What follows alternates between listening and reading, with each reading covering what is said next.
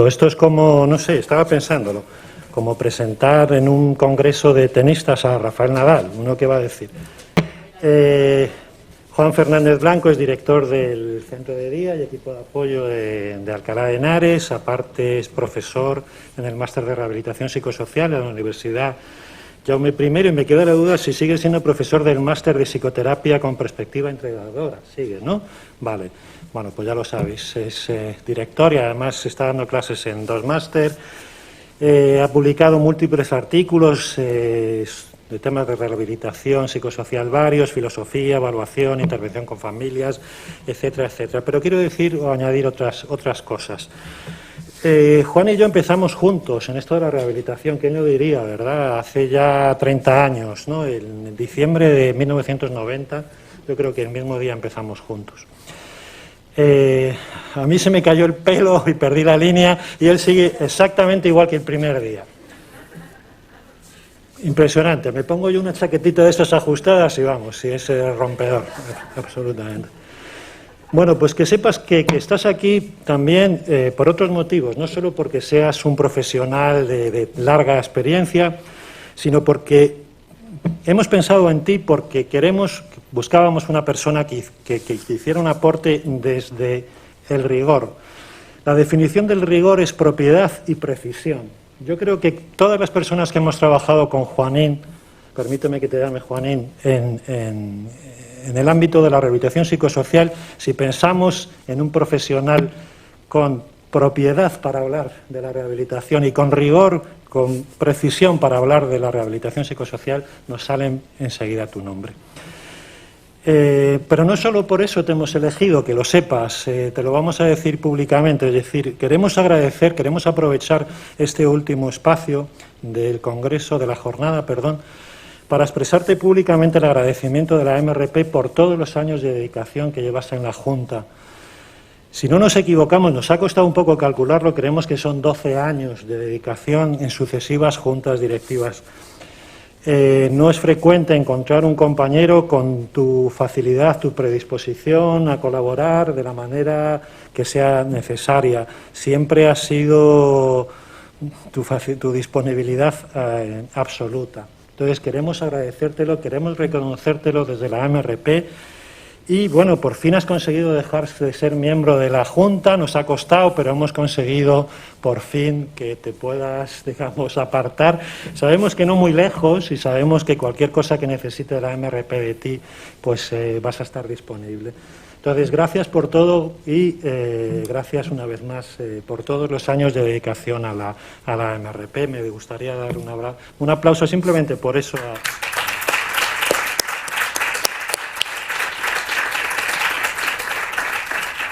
Bueno, te cedo la palabra ya directamente. Bueno, antes de hacer referencia a esta presentación, yo sí que quiero felicitar a todas las personas que han participado hoy, porque me han parecido sus intervenciones muy interesantes, la verdad, y me han hecho reflexionar y pensar en muchas cosas y la complementariedad de distintas visiones. No sé, casi después de lo que ha dicho Rafa, pues me apetece marchar y sentarme porque, claro, a ver qué voy a decir ahora para estar a la altura de esta presentación. Pero bueno, decir que ellos, que mis compañeras de la Junta y nuestro presidente, Rafa, pues amablemente me pidieron que cerrase esta jornada con una reflexión analítica a la que me voy a entregar, no sin antes pues agradecerles el encargo y la confianza que en mí depositan. Y quiero que mi participación sea sencillamente esto, compartir y poner o someter a vuestra consideración algunas reflexiones absolutamente personales. En este caso, pues dejaré el rigor a un lado, ¿no? Si es que alguna vez lo tengo o lo tuve, y me dedicaré solo a transmitiros mis reflexiones, y así quiero que lo toméis.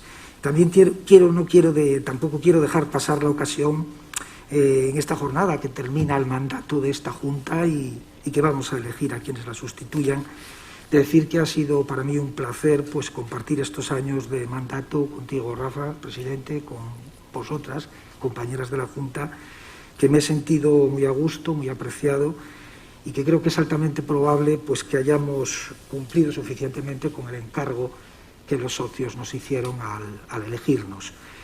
Y permitidme que hoy ponga en valor, no muchas veces se hace, el papel que juegan las asociaciones de rehabilitación psicosocial en el resto del Estado y en particular pues el papel que ha jugado durante décadas pues nuestra MRP. A mi juicio, el asociacionismo de profesionales hoy, como ayer, pues sigue encontrando su sentido, su porqué en la defensa y promoción de la rehabilitación psicosocial. Y me parece a mí que siguen siendo necesarias, oportunas, convenientes las asociaciones de rehabilitación que tienen vida en las distintas comunidades autónomas y que se agrupan en torno pues, a nuestra federación, la FEARP.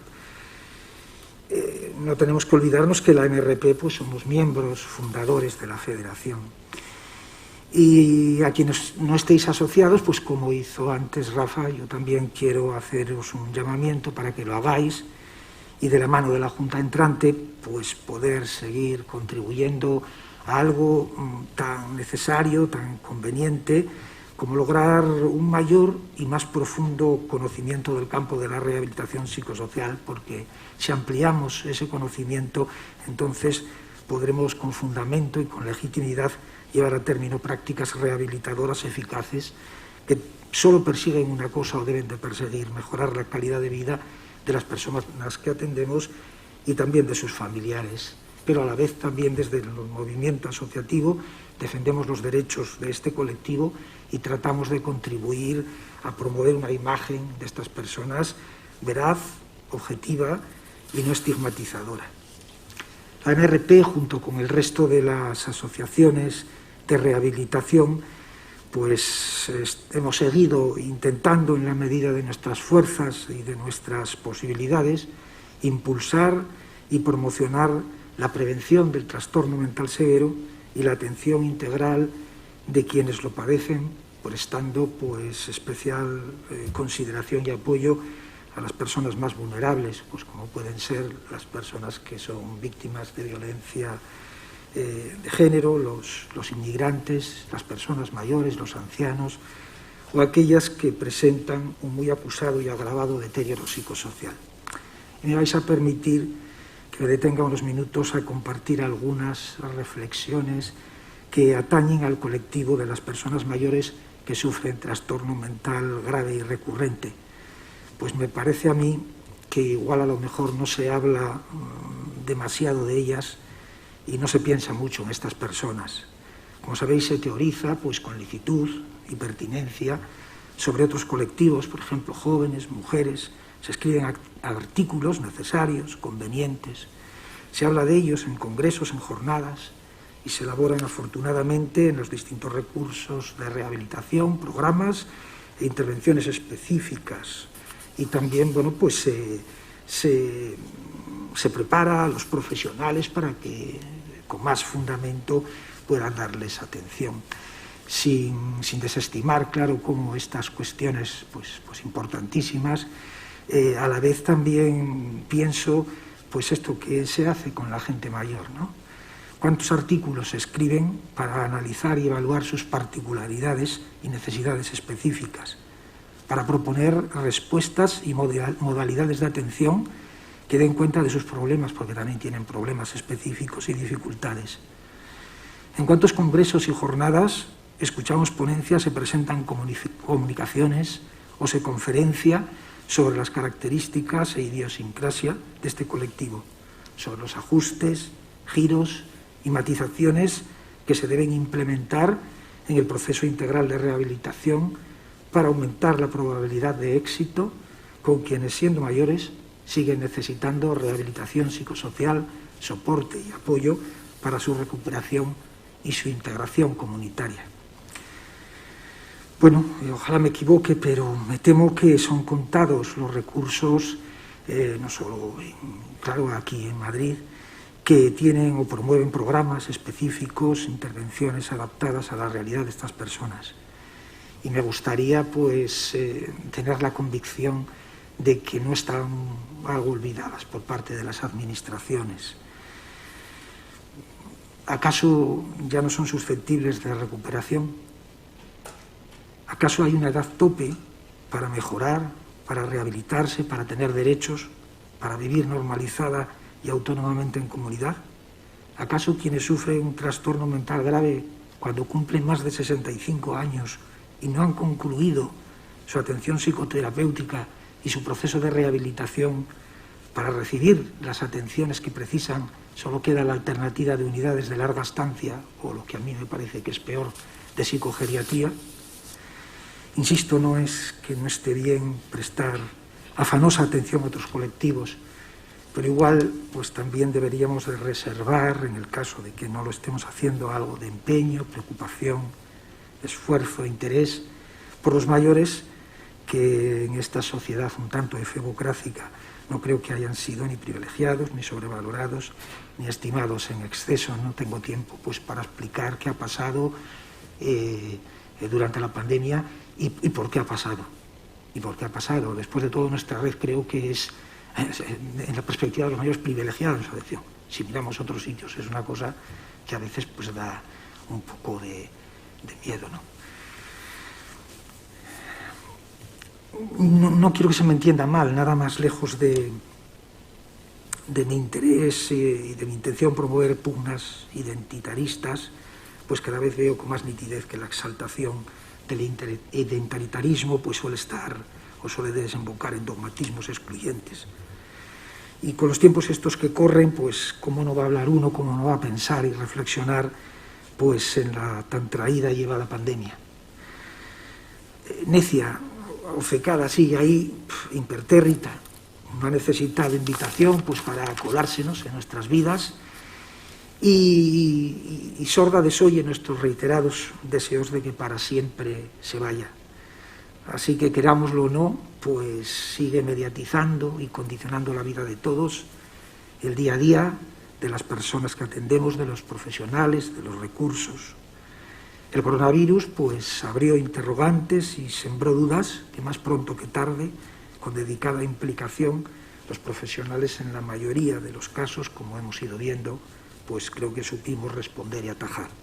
Yo también quiero hacer una mención especial a las personas que trabajan en las mini residencias y también a quienes trabajan con las personas sin hogar en el Prisemi, puesto que en condiciones difíciles, complicadas y a veces comprometidas, pues supieron y saben responder a este complejo reto sin abandonar, creo que no lo habéis abandonado, los objetivos ni los cometidos que con independencia del virus pues son propios y genuinos. El COVID alteró y altera el proceso, llamémosle ordinario, de intervención. Acarreó necesidades que antes no existían o no habíamos detectado, y aquí en algunas de las intervenciones de la mañana pues se pusieron de manifiesto. La más importante quizás sean las nuevas tecnologías, que también merecería una reflexión y capítulo aparte por su trascendencia e importancia. El coronavirus está modificando nuestros estilos de vida, normas, leyes, e incluso está provocando, se verá, lo estudiarán los sociólogos, transformaciones culturales. También los antropólogos tendrán algo que decir aquí. La vida en sociedad ha cambiado y con ella el modo y la manera en la que los seres humanos pues interactuamos y nos desenvolvemos en comunidad. Son muchas las lecturas que podríamos hacer del impacto de esta realidad en las personas que atendemos y en el modo y en la manera de atenderlas. Y son muchas las contingencias que caracterizan la realidad en la que vivimos, la realidad que estamos viviendo. Solo voy a mencionar 3. Los cambios, los imprevistos y las novedades. Se ha dicho, hemos leído, se ha escrito, que las personas que padecen un trastorno mental grave del ámbito de la psicosis, pues les cuesta mucho trabajo afrontar situaciones como esta, porque carecen de habilidades de afrontamiento, y que a eso se suma o interactúa con ello pues deterioro cognitivo, rigidez cognitiva. Incluso pues se postula que bien podrían nominarse estas 3 contingencias como variables de riesgo, entre otras razones porque parece que causan gran ansiedad y mucho estrés en estas personas.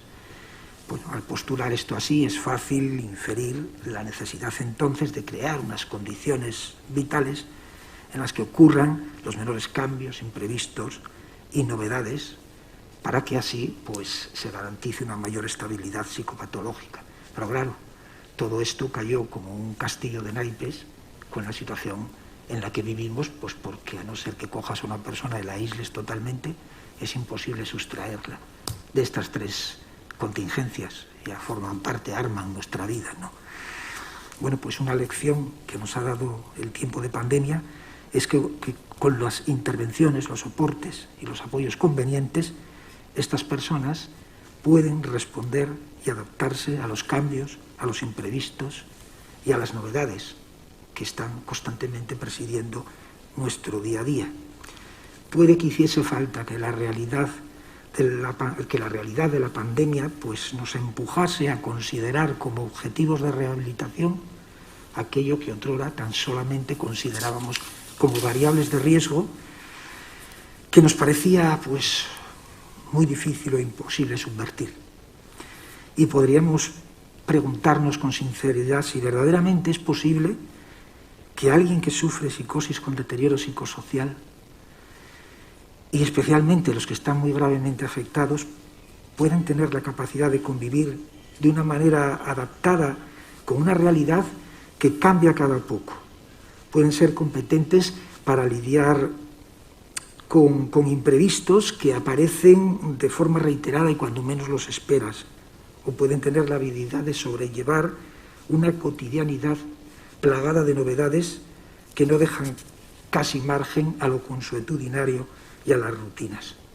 Bueno, pues parece ser que sí, que todo esto está siendo posible. Claro, la mayor parte de las veces, como también hemos visto esta mañana, pues con intervenciones técnicas, con rehabilitación, ¿no? Pero es que incluso está siendo posible con aquellas personas que tienen muy acusado deterioro psicosocial. Y si me pregunto que por qué esto es posible o cuándo esto es posible, pues así de manera muy resumida yo me respondo que lo es cuando las intervenciones profesionales se fundamentan en evaluaciones rigurosas e individualizadas y no en inercias adquiridas, en intenciones voluntariosas o en estándares preconcebidos. Cuando se organizan y reorganizan los recursos y los equipos en función de las condiciones materiales que cada momento evidencie, cuando las metodologías se reajustan y actualizan tantas veces como sea necesario al servicio siempre de los objetivos de cada persona, y cuando se utilizan y en su caso se crean materiales y recursos adaptados a estas personas y adaptados también a los diversos contextos en los que a diario ellos se desenvuelven. Esto es importante para así facilitar y favorecer los aprendizajes necesarios. Cuando las intervenciones se realizan en los domicilios, en los recursos, en los lugares que las personas frecuentan y no solo en los despachos y en las salas de los centros. Este es un buen momento para volver otra vez a reivindicar el trabajo comunitario, el trabajo en la comunidad y el trabajo con la comunidad. Eso sí, trabajo comunitario en la comunidad que no sobreproteja a través del acompañar por norma cada vez que alguien sale a la comunidad o supervisar por sistema todo aquello que en la comunidad hace. Tengo la impresión que al menos en algunas ocasiones este bien intencionado amparo lleva implícita una cierta creencia en lo poco factible que es conseguir en rehabilitación psicosocial objetivos muy ambiciosos y más aún cuando trabajas con personas muy gravemente deterioradas. Esto quizá tenga que ver, pues primero con la propia dificultad y complejidad para conseguir un objetivo que es muy ambicioso. En segundo lugar, con el tiempo que se necesita invertir y los esfuerzos a emplear para conseguirlo. Pero también, tal vez, quizá, con dudar algunas veces de las posibilidades de aprendizaje y rehabilitación de algunas personas, especialmente, insisto, de las que tienen un más marcado deterioro psicosocial. Un análisis crítico ad hoc desde una perspectiva de rehabilitación psicosocial bien podría alertarnos también sobre la posibilidad de caer en una contradicción entre un discurso mantenido que raya con la negación o relativización del alcance de los déficits que presentan las personas susceptibles de rehabilitación, a la vez que se mantienen unas prácticas que se acercan mucho a lo sobreprotector y lo custodial. Para ejercer este análisis crítico estableceré una disyuntiva. O bien el trastorno mental grave no cursa con deterioro psicosocial, o cursa con deterioro psicosocial, entendiendo por tal y para simplificar la presencia de déficits funcionales en habilidades y capacidades. Si el trastorno mental grave no cursa con deterioro psicosocial, la contradicción de la que hablamos pues queda inmediatamente desbaratada. Al no tener sentido la rehabilitación, pues carecería de objeto, dado que si el trastorno mental, la problemática psiquiátrica, no lleva asociada pérdida o deterioro notable de habilidades funcionales, no habría nada que volver a habilitar. Lo que quiere decir que en estos casos pues no se necesitaría rehabilitación. Si por contra el trastorno mental grave cursa con deterioro psicosocial, ahí se nos abren otra vez dos perspectivas o disyuntivas. Una, que aún existiendo deterioro psicosocial, digámoslo así, sea funcional, es decir, no impida o altere ampliamente el funcionamiento de la persona en todas o en casi todas las áreas vitales. En este caso, pues también debería de haber, no debería de haber, claro, una contradicción entre un discurso que desde la rehabilitación relativiza los déficits, a la vez que sostiene prácticas sobreprotectoras, que para concentrar su sentido en una frase yo diría o hablaría de la omnipresencia del profesional o de él o la profesional que siempre está presente. En este caso, pues digo que quedaría desbaratada la contradicción en tanto en cuanto la rehabilitación tampoco tiene razón de ser, puesto que aún existiendo ese deterioro, no impide a la persona moverse en su día a día, tramitar y afrontar los asuntos comunes y corrientes de la vida cotidiana. Es eso que se habla de vivir más allá de los límites de la problemática. Bien, en una situación así, entonces, habría que preguntarse qué ocurre si se incluye a una persona que tiene deterioros, pero que son funcionales, en un proceso de rehabilitación. ¿No se correría el riesgo de provocar iatrogenia al introducir en la vida de la persona contextos, relatos y prácticas innecesarios y por ende desnaturalizadores, descontextualizadores y que pueden hasta provocar pues la psicopatologización de esta persona? Otra cosa bien distinta es que existiendo deterioro, impida o dificulte de manera notable la integración normalizada y autónoma de la persona en los distintos espacios y contextos que mediatizan su día a día. Este es el caso en que es conveniente, en que es legítima y apropiada la rehabilitación. Y por tanto ahí es cuando conviene extremar la precaución para no caer en la contradicción de negar o relativizar los déficits a la vez que se sobreprotege, acompañando siempre por norma y supervisándolo todo por sistema, que esa es la sobreprotección que nace muchas veces de la omnipresencia del profesional.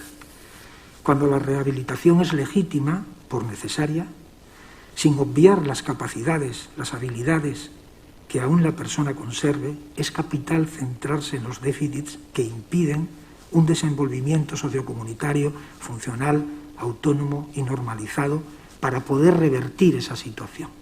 Porque si no lo impiden, pues no hay problema entonces, no hay nada que hacer ahí. De lo contrario, es altamente probable que este deterioro psicosocial limitante y discapacitador provoque que la persona, más que vivir, sobreviva atrapada en una interminable espiral de un hoy empobrecedor que nunca deja vislumbrar un mañana diferente, y no porque el futuro no sea de estas personas, sino porque si no se pone remedio a situaciones como estas, con el paso del tiempo estas personas no tendrán un futuro digno porque progresivamente se irán a los límites de la sociedad, se irán centrifugando al perímetro de la sociedad, por no decir a las unidades de larga estancia. Por eso creo que es un error categorial y conceptual de primera magnitud aseverar que la rehabilitación no debe centrarse en los déficits, es decir, en la falta de habilidades y capacidades que impiden o dificultan en extremo desenvolverse funcionalmente en todas o la mayoría de las áreas vitales. Permitirme una pequeña broma, no es como si una persona va al médico y le está contando lo que le ocurre y entonces el médico, la facultativo, pues le dice, mire, es que en este centro de atención primaria no nos centramos en la enfermedad, sino en la salud. O cuando unos padres van al colegio y a la escuela y van a hablar con los profesores y le dicen, aquí en esta escuela nosotros nos solemos centrar en lo que sabe el niño, no en lo que no sabe. No sé si esta broma pues movería a risa por hilarante o a perplejidad por absurda, ¿no? Pero bueno, dejando ya estas cosas de las bromas y volviendo a lo que nos ocupa, creo que es importante ventilar ese asunto no cayendo en el reduccionismo simplificador que sitúa a las personas que tienen un trastorno mental grave o en el polo de las capacidades o en el polo de las discapacidades. Bipolarizar así a las personas creo que es un reduccionismo que no ayuda. Centrándonos en los déficits, la rehabilitación nunca debe de ignorar las capacidades, aunque bien sabe que su objetivo principal es extinguir, superar o compensar esos deterioros o esas discapacidades que complican gravemente o impiden el desempeño de la persona, ¿no?, en sociedad y el poder llevar adelante pues obligaciones y roles socialmente útiles y valiosos para esa persona. Y la rehabilitación psicosocial no debe de ignorar el hecho de que hay capacidades que no se perdieron o no se deterioraron gravemente en el curso evolutivo de la problemática, primero porque ha de hacer una labor preventiva, una labor de conservación y refuerzo de esas capacidades para que no se pierdan. Y en segundo lugar, porque la recuperación o el aprendizaje de las habilidades funcionalmente imprescindibles para vivir la cotidianidad ha de pivotar necesariamente, ineluctablemente, sobre las capacidades ya conservadas. No quiero extenderme más porque no tenemos ya mucho tiempo y debo de terminar, y no sin antes recordar que la rehabilitación psicosocial se propone no solo como una respuesta pragmática a los aspectos psicológicos y sociales de la problemática psiquiátrica, sino también como un marco filosófico desde el que comprenderla. También quiero reconocer, y esto es importante, que los objetivos de rehabilitación están condicionados preliminarmente por factores socioestructurales y políticos, y por eso la labor de los profesionales, si se da una relativa orfandad, resulta claramente insuficiente. Solo cuando vaya acompañada esa labor de una decidida voluntad política para tomar en cada momento las decisiones oportunas y convenientes, así como de una actitud por parte de las administraciones públicas y de la ciudadanía normalizadora, tolerante e integradora, será posible lograr que los resultados de la labor profesional, los resultados del trabajo que todos hacemos, desborden el raquítico ámbito de lo sociosanitario. Para ya dar paso a la asamblea, bueno, pues solo decir que me he sentido, pues, y me siento muy agradecido y honrado de poder haber participado en esta jornada. Muchas gracias.